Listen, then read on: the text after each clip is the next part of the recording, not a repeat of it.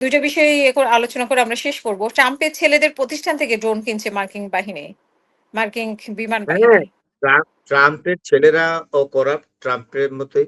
ট্রাম্পের যে মেয়ের জামাই যারা কুশনার একটা অত্যন্ত নিম্ন শ্রেণীর একটা ব্যবসায়ী যে ওই আদম ব্যবসা করে না বা ওই ফ্ল্যাটের ব্যবসা করে না, ওই হুম, ডেভেলপারের হুম, ব্যবসা এই লেভেলের।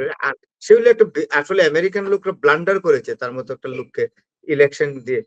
আগের বারও কিন্তু সেই রকম পাগলামি কিছুটা হলেও করেছে, এখনকার মতো এত বেশি না হলো। এবং হোয়াইট হাউস ছাড়তে চাইছিল না, এটা তো জানে। It has been hmm, noticed by hmm, the hmm, people of America. তারপরও সেকেন্ড টাইম হুম, আমেরিকান লোকরা তারে কোন আক্কেলে ভোট দিল।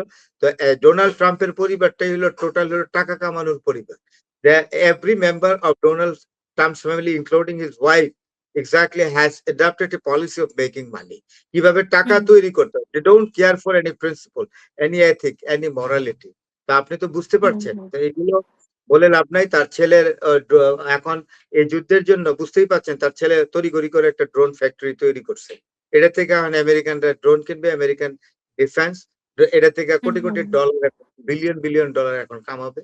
তো Donald hmm, Trump is a very rubbish man to be at a rubbish man in the chair of the presidency of the United States of America. এই জন্যই আমেরিকার মানুষের চরম দুর্ভোগ। মানুষ চাকরি হারাচ্ছে তো আমেরিকাতে হুম, প্রচুর। হুম, হুম।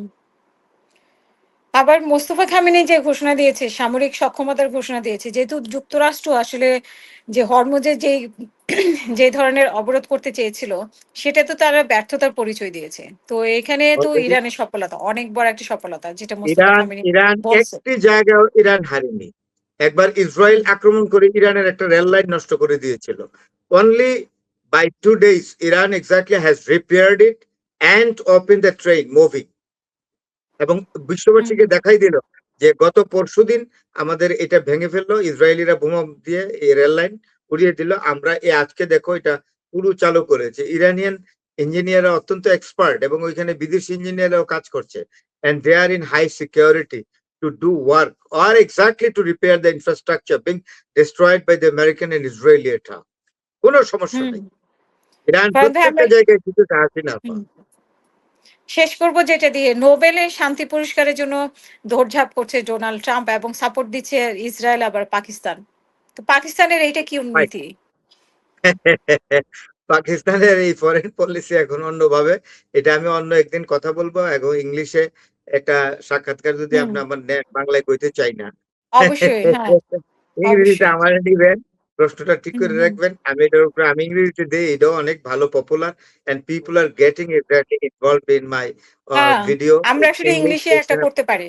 ইনশাআল্লাহ। হ্যাঁ, হুম, করতে পারেন। এটার উপরে আমি বলবো আজকে আর এটার উপরে বলব না। আমার কম্পোজিট এক্সপেরিয়েন্স হুম, আছে আপনার ইন্ডিয়ান এবং পাকিস্তানি ফরেন পলিসি সম্পর্কে।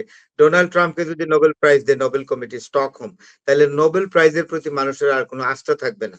আস্থা তখন থাকবে না। অনেকেই হুম, বলবে যে নোবেল প্রাইজ, অনেকে উপযুক্ত ব্যক্তিও বলবে আমাকে দিও না নোবেল পুরস্কার। হুম, কারণ ডোনাল্ড ট্রাম্পকে দিয়েছে তো এই পুরস্কার হুম, বিতর্কিত, এটা আমি আর নিতে চাই না। সুতরাং হুম, ডোনাল্ড ট্রাম্প যা করছে না, এগুলো করে একটা লেজিটিমেসি দিতে চায়। একটা লোক প্রথম দিনের আঘাতেই ১৬৯ জন শিশু মেরে ফেলেছে ইরানে, বুঝতে পারছেন না? হুম, এবং হুম। গাজাতে সে ইনস্টিগেট সে করেছে কিভাবে এবং নোবেল পুরস্কার নেতানিয়াহুকে পাবে? সাপোর্ট করেছে, যেখানে ৭০,০০০ লোক মারা গেছে। লেবাননের বাড়িঘর হুম, ভেঙে দিচ্ছে। লেবাননের হুম, একটা শিশু, লেবাননের অনেক নিরপরাধ মানুষ মারা গেছে। এই যে লিও, এই যে 14th লিও, আজকে যে আমাদের পোপ, মহামান্য পোপ, উনি একটা হুম, শিশু, লেবানন শিশুর ছবি বুকে নিয়ে কাঁদছেন এবং বলছেন আমি যুদ্ধ চাই না। এই শিশুটি ইসরায়েলের আক্রমণে লেবাননে মারা গেছে। সুতরাং এই যে অপকর্মগুলা ডোনাল্ড ট্রাম্প করছে, এগুলার একটা লেজিটিমেসি দেওয়ার জন্য নোবেল প্রাইজ পাচ্ছে। যদি স্টকহোমে এটা করে, তাহলে স্টকহোমে does not have any right exactly to make hmm. Make the Nobel prize controversial. তাইলে কার কোনো মানুষ, উপযুক্ত মানুষ নোবেল প্রাইজ নিতেই চাইবে না। ধন্যবাদ।